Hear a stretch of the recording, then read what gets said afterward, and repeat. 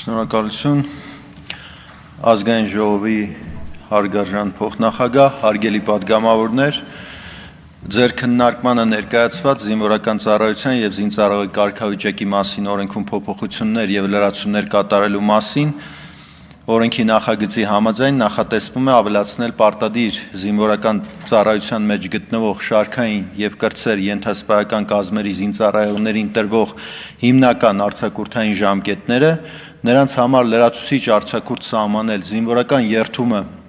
ընդունելու կապակցությամբ, ինչպես նաև ռազմական ուսումնական հաստատությունն ավարտած եւ պաշտպանության նախարարության համակարգում կամ ազգային անվտանգության ծառայության սահմանապահ զորքերում սպայական պաշտոնների նշանակված սպաների համար գործող ծառայողական բնակարաններով ապահովման համակարգը փոխարինել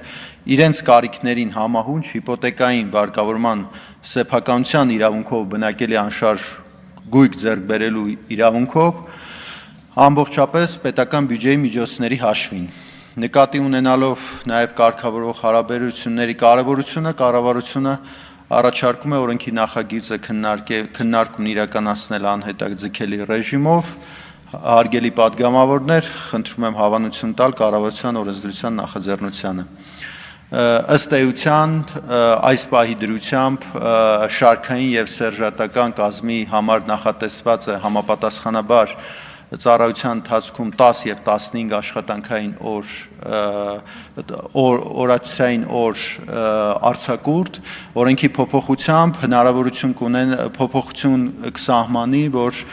կդառնա ընդհանուր բոլորի համար 21 օր, իսկ մարտական հերթապահություն իրականացնող զորամասների համար կստացվի 30 օր։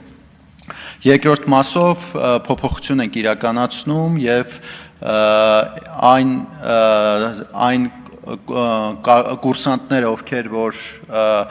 կավարտեն ռազմաուսումնական հաստատությունները, իրենց կտրամադրվեն համապատասխան վկայականներ եւ հնարավորություն կձեռնվի, որպեսզի իրենց ընտրությամբ, իրենց ցանկալի տեղամասում ձեռք բերեն բնակարաններ, որը որ 20 տարի ծառայությունն ավարտելուց հետո ամբողջությամբ իրավունք կունենան տնօրինելու։